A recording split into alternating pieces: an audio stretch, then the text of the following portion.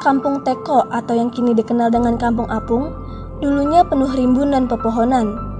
Kampung Teko yang juga memiliki lahan yang luas sebagai tempat bermain anak. Namun kondisi perkampungan yang berada di Kelurahan Kalideres, Cengkareng, Jakarta Barat ini berubah drastis sejak tahun 90-an. Airnya mulai menggenangi pemukiman warga.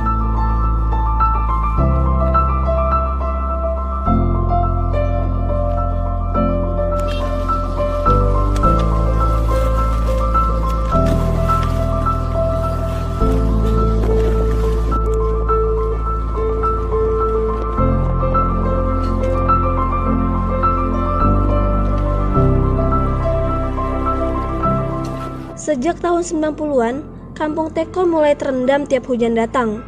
Air yang sulit untuk surut akibat pembangunan pabrik, perumahan, hingga jalan yang menguruk tanah lebih tinggi dari pemukiman, membuat Kampung Teko seolah menjadi daerah cekungan sehingga menjadi tempat penampungan air.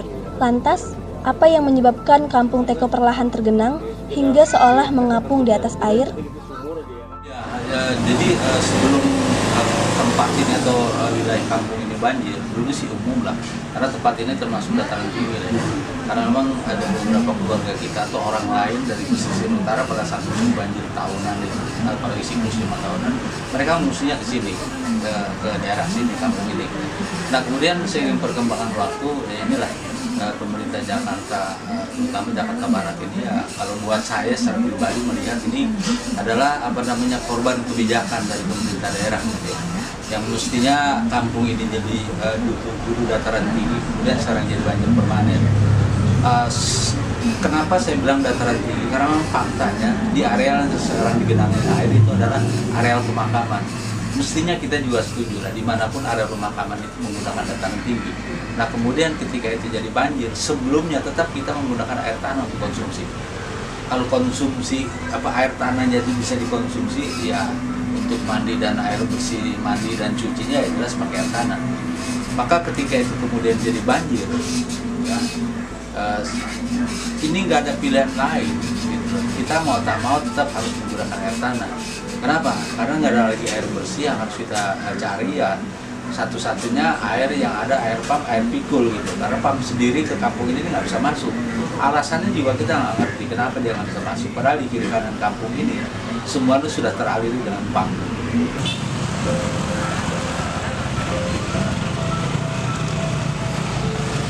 Kondisi ini terus berlangsung selama hampir 30 tahun dan mengakibatkan air perlahan-lahan merendam kampung hingga ketinggian 2 meter.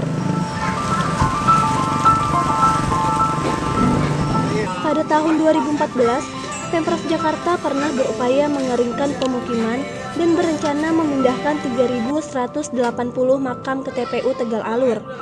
Bahkan, Pemprov Jakarta ingin merelokasikan ke rumah susun. Hingga kini, pemindahan ribuan makam di Kampung Apung belum dapat terrealisasi.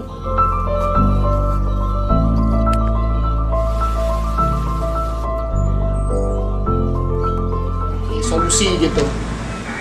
Kita sih berharap sekali, artinya bukan cuma berharap, kita juga sudah berupaya, bahkan masyarakat sendiri mengajukan ke PAM untuk dipasangi aliran instalasi air pump di kampung ini.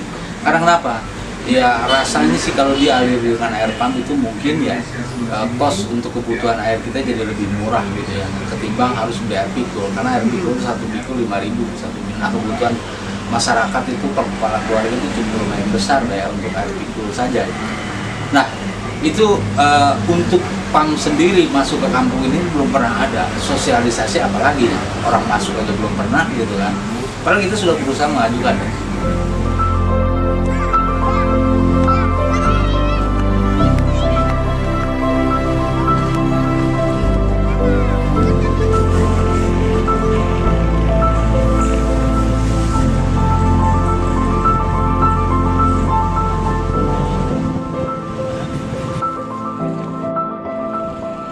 Kalau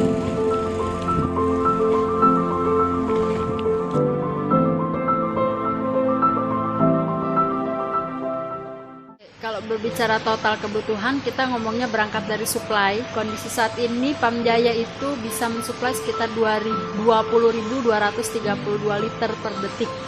Dan itu kita distribusikan ke seluruh wilayah di DKI Jakarta. Nah, memang kalau secara kebutuhan 20.000 liter per detik itu belum memenuhi seluruh area yang ada di Jakarta. Jadi memang kita masih ada defisit. Karena cakupan layanan kita sendiri sampai saat ini itu sekitar 62%. 62%, jadi masih ada PR sekitar 38-39% yang belum di-cover. Ya, kualitas sebenarnya dari dulu kami memproduksi kualitas itu air minum. Jadi memang kita kualitasnya itu sesuai dengan Permenkes 492. Jadi memang itu air minum. Kalau kita main ke instalasi, dari air yang kita produksi di sana itu langsung bisa diminum. Namun demikian, ketika itu sudah masuk ke area distribusi, pipa-pipa distribusi, kami tetap menyarankan kepada pelanggan untuk dimasak terlebih dahulu. Karena pada perjalanannya, pipa-pipa tersebut barangkali ada kebocoran halus, kebocoran di mana nanti ada masuk partikel-partikel di luar dari yang sudah kita olah. Jadi memang tetap kita sarankan untuk dimasak. Ya. Kalau kendala ya, sebenarnya Pamjaya itu kan sederhana. Kami mengolah air, kemudian menjadi air bersih. Nah, kenapa kemudian kita baru mencapai 60%? Karena memang sejujurnya kita masih kekurangan air baku yang akan kita olah menjadi air bersih. Kita masih kekurangan itu. Jadi, kendala atau isu terbesar Pamjaya saat ini itu adalah pertama air baku. Perlu diketahui bahwa 81% air baku yang kami olah itu tidak berasal dari Jakarta. Kami membeli dari perusahaan Jatiluhur PJT2 sana, itu sebanyak 16.000 liter per detik. Dan itu perjalanannya melalui saluran terbuka, saluran Tarung Barat, sepanjang 70 km kurang lebih. Itu 81% air baku. Sisanya sekitar 13-14% itu kami membeli air curah dari PDAM Kabupaten Tangerang. Air curah itu air yang sudah diolah menjadi air bersih. Jadi kami beli itu dari PDAM Tangerang. Nah, kemudian antara 5% sisanya itu baru dari sungai yang ada di Jakarta yang bisa kami olah. Dan itu juga baru dari Kali Kerukut, kemudian Cengkareng Drain. Sisanya memang ada 13 sungai yang ada di Jakarta. Secara kualitas itu memang masih perlu kita pelajari lagi karena memang belum memenuhi baku mutu untuk menjadi air baku Pamjaya. Itu salah satu isu yang terus kami coba untuk tambahkan air baku. Kami tentu akan terus berusaha melakukan yang terbaik. Cakupan layanan 62% bukan menjadi kemudian kita merasa puas, tapi itu menjadi pecutan bagi kami untuk terus meningkatkan cakupan layanan menjadi 100%. Tahun ini kami membangun spam hutan kota. Sistem pengolahan air minum hutan kota itu berada di wilayah barat dan juga timur Jakarta yang memang sampai saat ini tuh belum memiliki akses air bersih, belum memiliki akses perpipaan. Tahun ini kita mengembangkan spam hutan kota, ditargetkan akhir tahun 2019 selesai dan bisa menjaring sekitar 30.000 pelanggan baru. Sadar betul kita ya,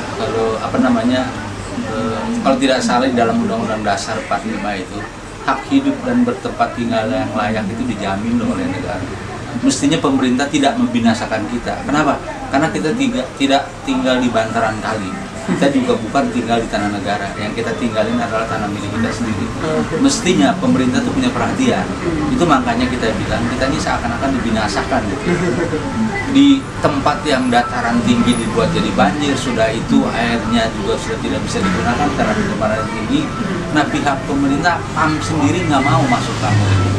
Nah, jadi harapan saya buat pemerintah, cobalah perhatikan warga dan warga masyarakat di kampung Apung ini, di RT 10 RW 1 ini punya perhatian yang lebih untuk masyarakat di kampung ini.